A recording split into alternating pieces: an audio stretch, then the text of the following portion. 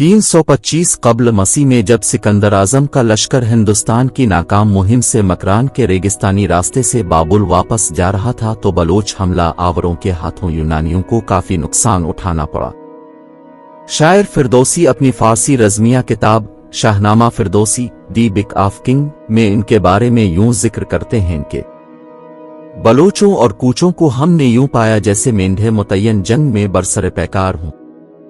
Bloch नस्ली लिहाज से मजीद यकसा नहीं रहे। बलोच ने अपने असल मरकज बहर कैस्पियन ईरान का शुमाली इलाका से हिजरत करते हुए दरमियान में बहुत से गिरोहों को अपने में जज्ब कर लिया।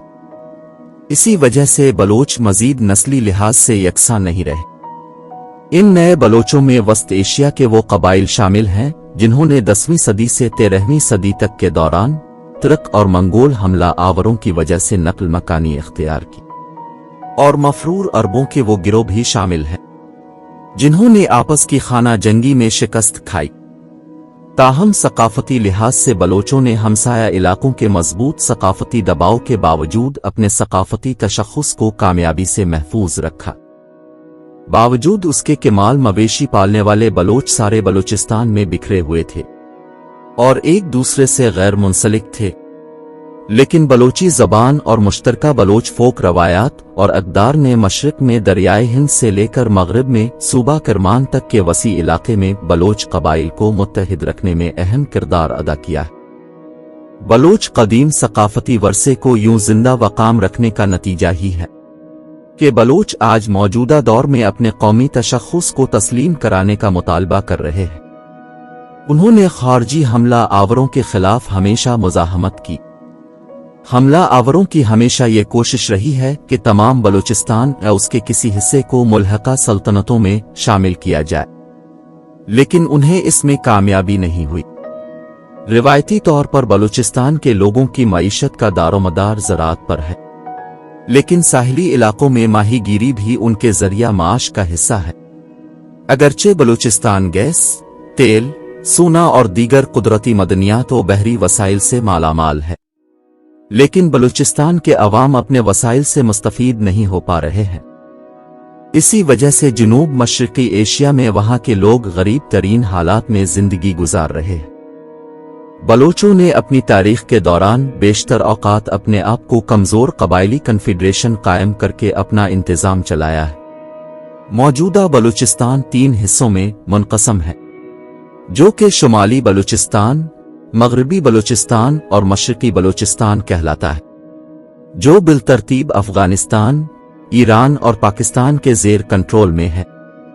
बलूचिस्तान में इंसानी तहजीब की कदीम तहजीबों में से एक कदीम तहजीब मेहरगढ़ में दरियाफ्त हुई है। मेहरगढ़ इंसानी तहजीब की कदीम तरीन तहजीब है, जिसका इल्म इंसान को अब हुआ है, जो मशरिकी बलूचिस्तान में वाक़े है। सेंट्रल मकरान में कैच तहजीब 4000 कब्ल मसीह पुरानी है।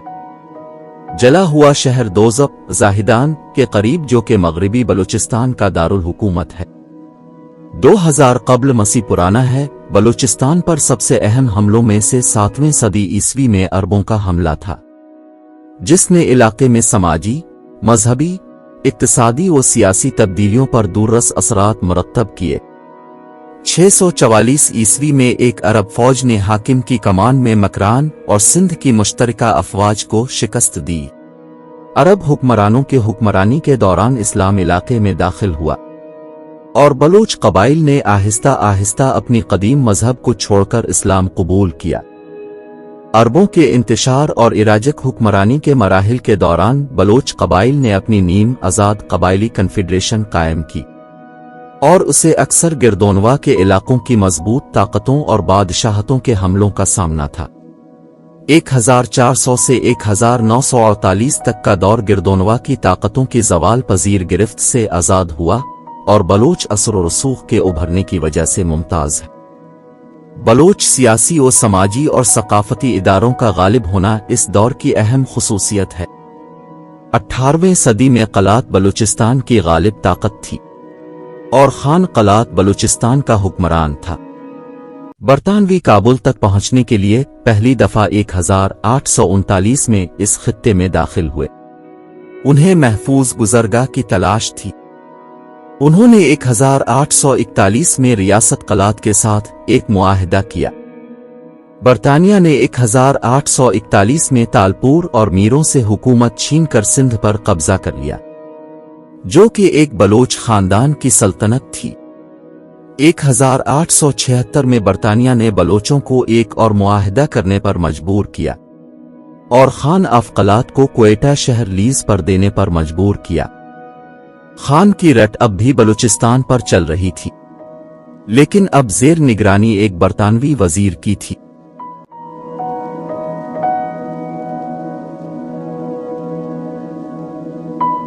ویڈیو کو لائک اور شیئر کریں اور چینل ملیر ٹی وی کو سبسکرائب کریں۔